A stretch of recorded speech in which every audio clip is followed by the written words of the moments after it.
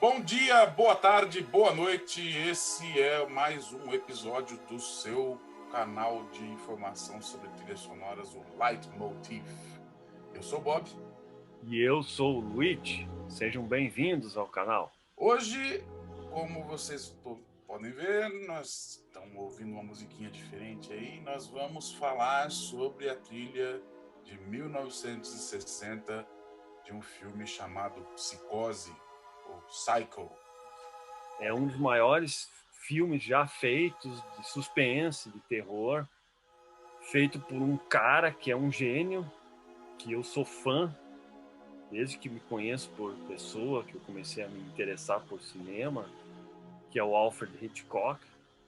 E depois pela trilha também, que também é um outro cara que é um gênio também, que é o Bernard Herrmann, que compôs algumas outras trilhas também de outros filmes do Hitchcock, mas essa é considerada talvez talvez a maior obra-prima do trabalho dos dois, né? Do Hitchcock como diretor e do Bernard Herrmann como compositor. É uma coisa importantíssima. Spoiler alert. Esse filme foi feito em 1960 e se você não viu até hoje, é possível que você nunca veja, porém vale a pena ver. Caso você não saiba do que se trata, vamos dizer que é sobre uma moça chamada Marion Crane, uma secretária de Phoenix, que trabalha num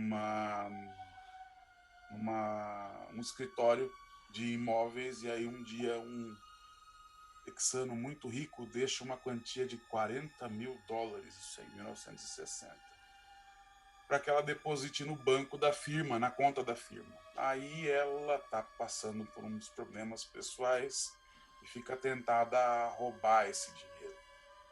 E aí ela resolve sair da cidade carregando a grana. Essa é a trama do filme. Se você acha que está faltando alguma coisa nessa história, pare agora e veja o filme. Se você sabe que isso não é o suficiente para descrever o filme, siga em frente. O Hitchcock fez um filme inovador para a década de 60. 1960 foi um filme inovador. E o Bernard Herrmann, quando assistiu o filme, ele entendeu essa proposta diferente. Então a trilha do Psicose é uma trilha também inovadora, é uma trilha diferente também, não é uma trilha que segue os mesmos padrões do que era feito na década de 60. E ela influenciou muitas outras trilhas depois do filme. Várias, várias. O filme em si também influenciou outros filmes e outras trilhas também. Então, os spoilers estão exatamente em cima disso aí. Então, já vou dar o maior spoiler do filme. Atenção. A Marion Crane morre com metade do filme. A outra metade do filme, ela não aparece mais no filme. Entendeu? A protagonista do filme. Exatamente. Então, isso aí, até na época quando o filme foi lançado, isso aí tem tudo quanto é trivia. É, quando você pega o Blu-ray do filme, o DVD do filme, e vê as coisas dos documentários da época, existia uma política que o Hitchcock fez na exibição do filme, em que ninguém seria permitido entrar na sessão de cinema depois que o filme tivesse começado. Uma coisa meio que nem uma peça de teatro ou um concerto de música erudita. Começou, você ou vai entrar na hora do intervalo ou não vai ser permitido entrar. E isso acontece porque existe uma grande inovação, onde o filme ele foi na época, essa atriz, a Janet Leigh, era uma grande atriz americana, e ela estava uma jovem atriz, e ela iria fazer o papel da protagonista do filme, entendeu? E, poxa vida, você pegar e matar a protagonista do filme no meio do caminho é uma coisa completamente que não existia isso antes, né? Na verdade, é apenas a primeira reviravolta do filme, né? Nós É, temos lá. só complementando essa ideia da atriz, eu acho que o marketing que chamou também a atenção foi Janet Leigh ia participar de um filme do Alfred Hitchcock. O Hitchcock, em 1960, já era um cara conhecido por causa da série de TV dele, né? Não por causa dos outros filmes, mas por causa da série. Ele era muito popular. Então, chamou atenção. E ele escala o segundo personagem desse filme mais importante, que é o Anthony Perkins, que é o Norman Bates, que era um ator em ascensão, que era muito querido, era um ator que tinha visibilidade para ser o mocinho da história, entendeu? E ele justamente, atenção, o segundo spoiler, é o segundo spoiler agora, ele é o vilão da história, entendeu? Ele é o psicopata da história. América, né? E aí, de repente, esse cara tá colocado num papel desabonador, né? Mas, enfim, vamos falar da trilha do filme, que é o foco, né? Então, só pegando pegando esse gancho, a inovação da trilha e o fato da personagem morrer lá com uns 47 minutos de filme e depois ter 1 hora, é exatamente a cena talvez mais famosa, que é a cena do chuveiro, que é a morte da personagem.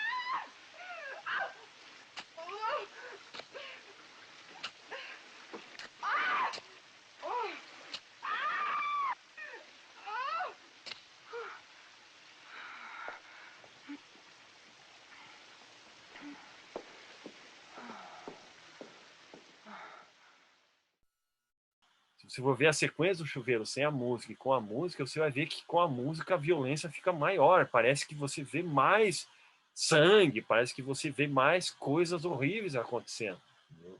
E no fim das contas não é tanto assim, né? Tudo por causa da música.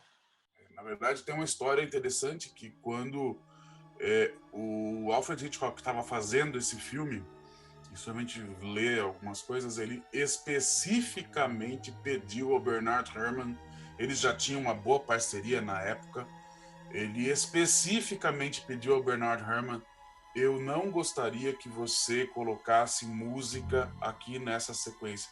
Aquela história do spotting que a gente falou no episódio passado, quando o cara junta os dois, o diretor, o editor e muitas vezes o compositor, e eles fazem aquela projeção para fazer as anotações de onde a música deve ficar. E o Hitchcock falava que ele não gostaria de música naquilo ali. Bom, o Bernard Herrmann desobedeceu, o Hitchcock falou assim: olha, eu compus um negocinho aqui para esse troço, tá? Você quer ouvir? E aí ele colocou aquilo ali para tocar com mostrou como é que ficaria, e aí o Hitchcock mudou de ideia. Ele até falou: mas Hitch, você especificamente pediu para eu não colocar a música aqui. Aí diz que o Hitchcock falou assim: improper suggestion. Então ele o jeito bem inglês dele, né, de falar as coisas, né? Ele de falar e voltou e colocou a trilha na sequência, né? Bom, aquilo que a gente ouve nessa sequência é o que se chama de glissando. É uma espécie de uma passagem de arco do violino muito ampla, né?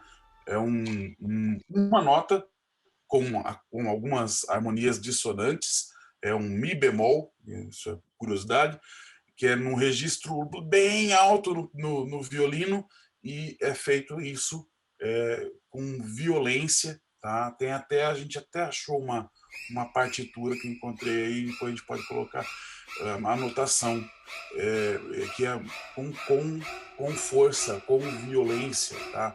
Isso daí dá esse efeito. Curiosamente, esse efeito que a gente ouve na trilha original e nas faixas que foram efetivamente usadas no filme e que até hoje não foram devidamente lançadas em disco, né? Quando você vai ouvir essa gravação num outro disco, você não consegue ouvir a mesma agressão, vamos dizer assim, da gravação. Eu acredito que isso possa ser alguma coisa que os caras fizeram na hora da mixagem, de pegar os volumes e jogarem lá em cima, a ponto de causar distorção, entendeu? E aí, por isso que fica aquele cri, cri, cri, que é um negócio que chega a incomodar. É uma coisa que é agressiva mesmo, não ficou famosa por ser agressiva, não é uma faixa que a gente fica ouvindo e que delícia que tá isso aqui, porque realmente não é muito gostoso, é genial apenas, né? E é apenas violinos, né? No caso, e cellos, né? Tem as cordas, né? Se for pensar na composição inteira do filme que foi utilizado, geralmente se utilizavam vários músicos, vários instrumentos, né?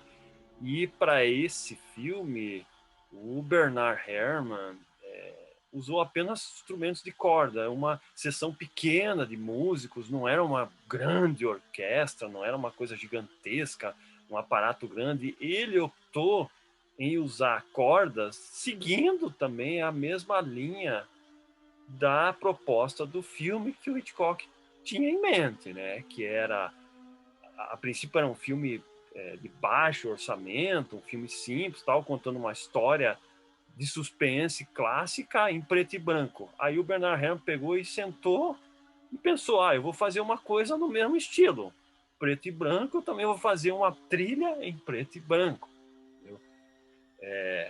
Ou seja, em outras palavras, traduzindo, ele vai fazer uma trilha, ele fez uma trilha específica acompanhando a ideia do filme. E também tem a ver com a proposta, porque você está contando uma história de um assassino que usa uma faca para matar as pessoas. Ele mata a personagem esfaqueando ela. Então o Bernard Herrmann pensou, eu vou usar instrumentos de corda, porque corda corta. As cordas têm essa sensação de você cortar. Se você pegar uma corda e bater no teu braço, ela vai te machucar, ela vai te cortar, né? E isso é muito claro na abertura do filme, que também é uma das coisas mais extraordinárias do filme, que é a abertura, que tem o tema do filme que o Bernard Herrmann compôs, que é só cordas, e o Saul Bass, que era o cara que na época fazia todas as aberturas e finalizações de filme, criou uma abertura que mostra várias faixas sendo cortadas, é uma coisa sensacional.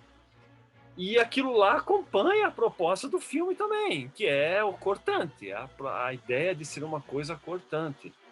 Então, o bacana dessa trilha do Bernard Herrmann, além de ela ser memorável, quem ouve essa trilha lembra do filme, ela está muito atrelada ao filme, ela tem toda essa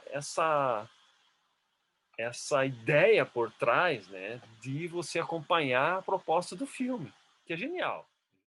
Bom, onde é melhor para ouvir essa trilha? Isso na minha opinião, tá? Eu acho que, bom, primeiro que em 1998, é isso, Luigi? O Danny Elfman fez junto com o Steve Bartek, eles fizeram uma adaptação da trilha para que o Gus Van Sant fizesse a refilmagem plano a plano desse filme. Que Sim, inclusive foi foi em o 1998. Eu sei que o estúdio chegou lá pro Gus Van Sant, que o Gus Van Sant tinha feito uns filmes de sucesso, acho que o Drug Story, Cowboy, uma coisa assim, e ele estava num ponto da carreira dele que ele estava recebendo propostas e o estúdio chegou e disse: que filme que você quer fazer ou refilmar? Aí ele disse: eu quero refilmar o Psicose, e veio com essa proposta de refilmar cena a cena, com a única diferença de fazer a cor, né? Fazer colorido o filme, que aliás foi um fracasso violento, foi um desastre o filme, a crítica, o público É não horrível. gostou, foi um desastre, o filme é ruim, porque É ele não ruim. acrescenta nada na história, enfim. O próprio Gus Van Sant depois deu uma entrevista dizendo que tá uma droga o filme, que ele não foi uma experiência aquilo lá. E o Danny Elfman foi contratado para refazer, recriar a trilha do Bernard Herrmann para esse filme, né? Então, na minha opinião, esse disco aqui, que é a trilha do Psycho, feito pelo Bernard Herrmann, seria essas linhas aqui que o Luigi falou do Saul Bass, é o que está aqui na capa. E esse disco aqui, na minha opinião, é a melhor gravação, porque é uma gravação recente, 98. É uma gravação que os caras fizeram um grande aumento, ainda é com violinos, é a mesma trilha do Bernard Herrmann, tá? Ele só adaptou e praticamente dobrou o número de integrantes da orquestra. Isso dá um volume, um corpo na gravação que ficou bastante interessante. Então, essa é a minha gravação favorita. Em segundo lugar, viria essa daqui, que é um disco do maestro Esa-Pekka Salonen, que é o The Film Scores, Bernard Herrmann. É um disco da Sony Music e que tem suítes, onde você tem uma suíte aqui, suíte 4 strings do Psycho, na faixa 2, na faixa 12. Também está muito legal, e isso aqui tem em Super Áudio CD, para quem se interessar ou gostar do formato. É bem bacana. Depois nós temos essa aqui, que é feita pelo Joel McNeely, com a Royal Scottish National Orchestra, que é uma orquestra que eu não gosto, tá? Porém, é o que foi lançado pela Varese. Eu acho que tem um grande problema aqui de tempo, tá muito rápido. Eu achei que tá muito acelerado essa gravação aqui. Mas é a trilha completa, são 40 faixas, é a trilha completa do filme como composta, tá? Aí tem os clássicos, né? Que é essa aqui, que é a da Unicorn, o Psycho. Isso foi uma regravação regida pelo próprio Bernard Herrmann. É um disco de 75.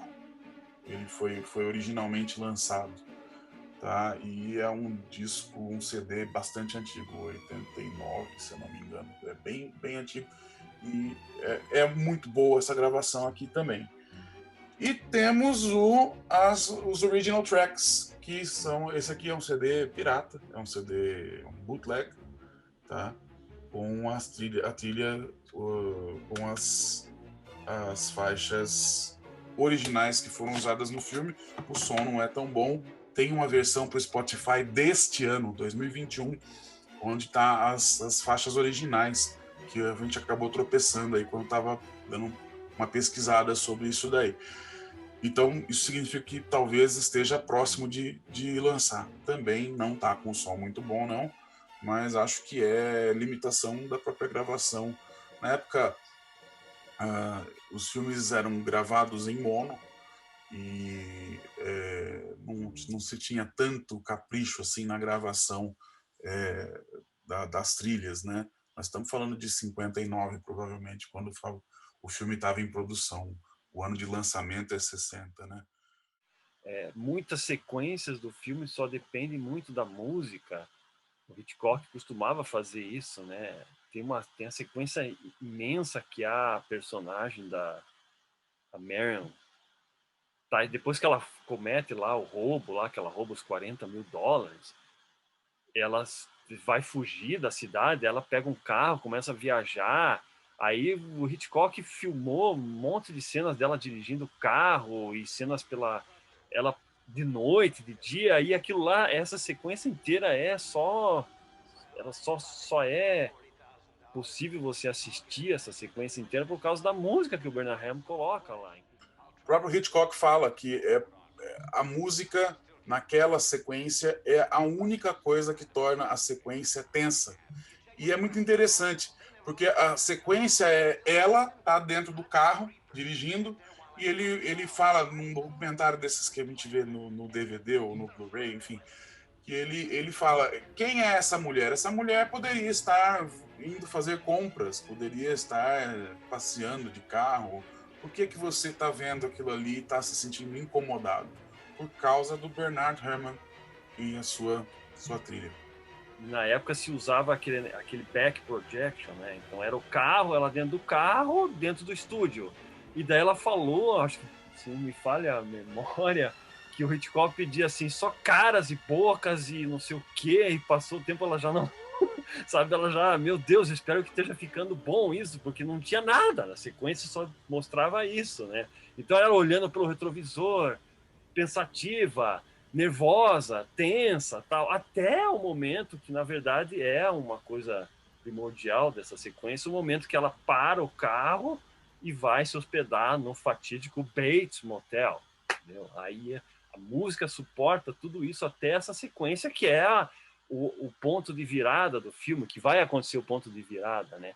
Mas ela só consegue sair do início do filme, toda aquela trama em que não aparece ainda o personagem do Norman Bates, até ali, o filme é praticamente sustentado pela trilha do Bernard Herrmann.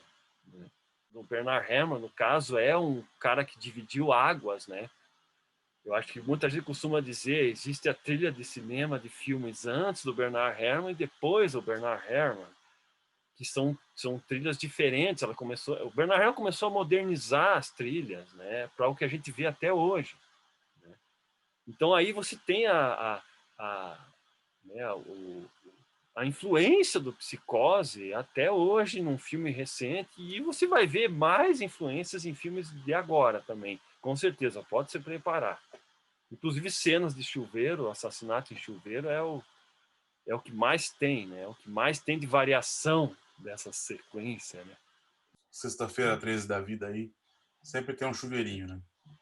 O Sexta-feira 13 é totalmente chupado da ideia de uma pessoa psicótica, que é lá o Jason, né? Só que é elevado à terceira, né? Sangue jogando para tudo quanto é lado. Inclusive tem até uma trilha que tu até gosta, né? Do Harry Manfredini, né? Adoro. Que é inspirada pela trilha do Bernard Herrmann. Eu adoro mesmo. Então, aí, ó. Por que eu gosto? Porque ela, quando você pega para ouvir a trilha do Friday the 13th do Harry Manfredini, ela é também uma orquestra pequena, predomínio de cordas, tem algumas outras variantes, né?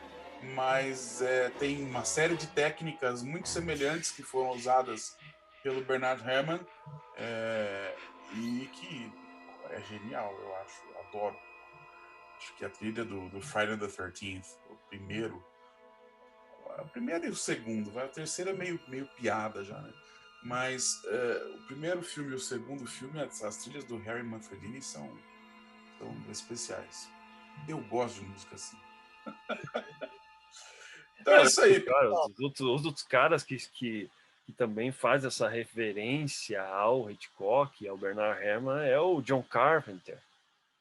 O Halloween dele. O Halloween é uma homenagem inteira ao Psicose. Bernard Herrmann, sim.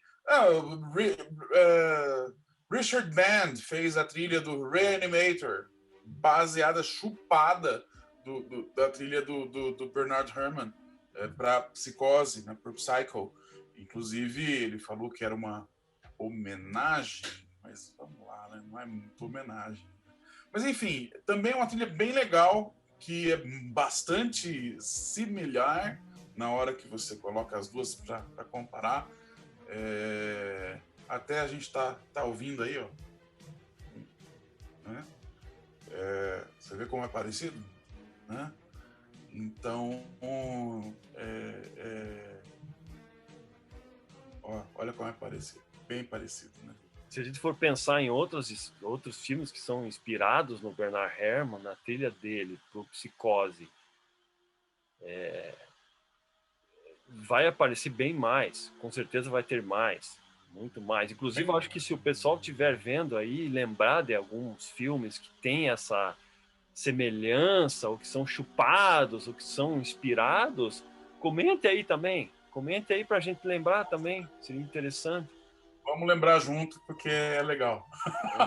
Aliás, vamos lembrar também que os senhores, por favor, se não estiverem inscritos no canal, por favor, cliquem no inscrito, na inscrição do canal, ative o tal sininho para você receber a notificação de quando tiver um novo vídeo.